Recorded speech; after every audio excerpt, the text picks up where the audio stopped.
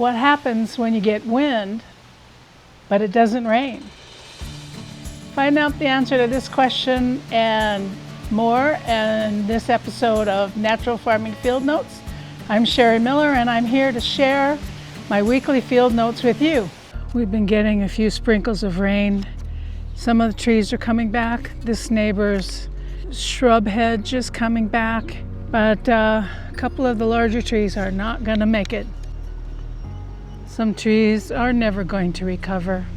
One of the interesting things I've seen in this drought, this is the third year, mistletoe is a common parasite in the trees. And you'll notice that this clump of mistletoe has died, but the tree survived, and that's been common in this area. It's actually killing off the parasites, and some of the trees are coming back to life.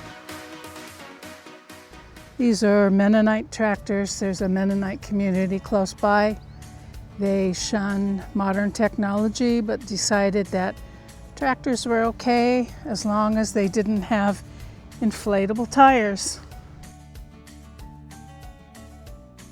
The last of these flowers, they've all gone to seed pod, but the raspberries are getting ready for a fall crop.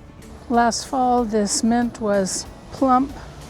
It's not as leafy in the summer. This also wouldn't be a good summer choice for FPJ. As a look at the garden,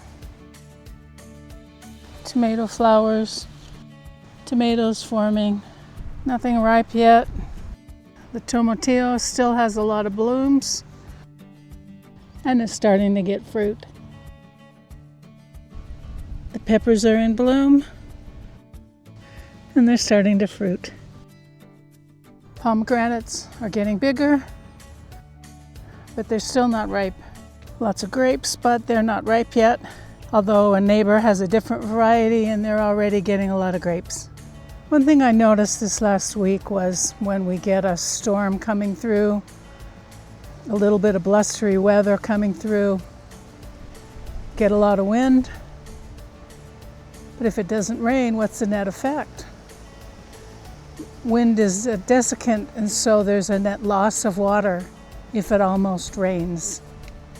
Not good when you're in a drought.